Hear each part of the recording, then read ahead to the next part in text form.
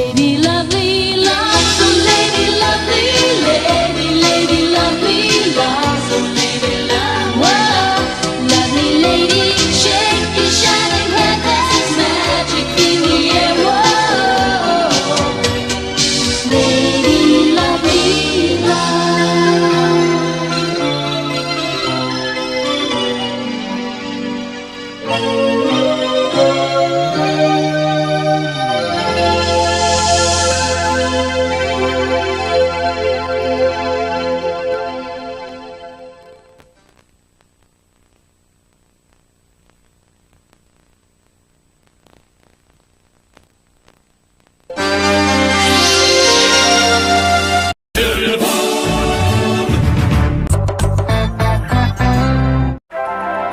Trevor the traction engine was enjoying his work in the vicarage orchard.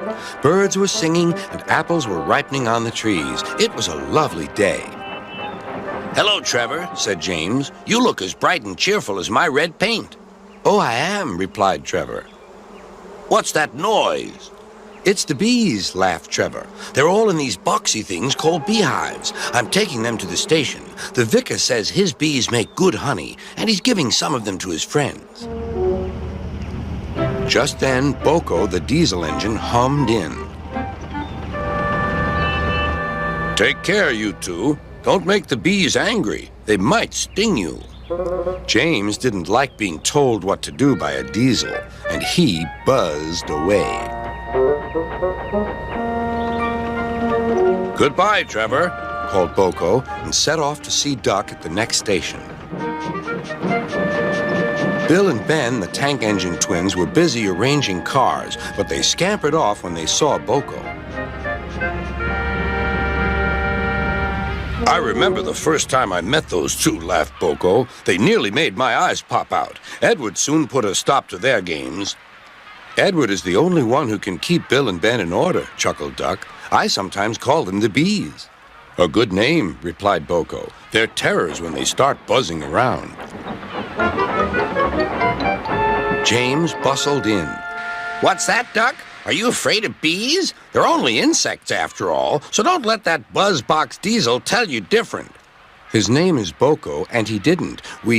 I wouldn't care if hundreds were swarming around. I'd just blow smoke and make them buzz off."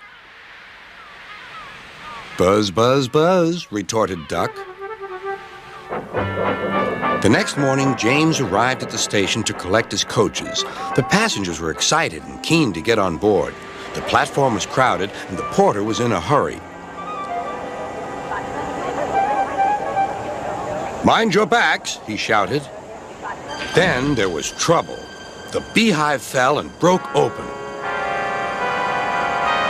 The station cleared like magic. James heard a familiar buzzing. The bees were too cold to be cross, so they buzzed around the fireman, hoping he'd mend their hive. But he didn't understand, nor did his driver, so the bees turned to James. His boiler was nice and warm. Buzz off, hissed James. One bee burnt his foot. "Ooh, ah, ah, ooh." The bee thought James had burnt him on purpose.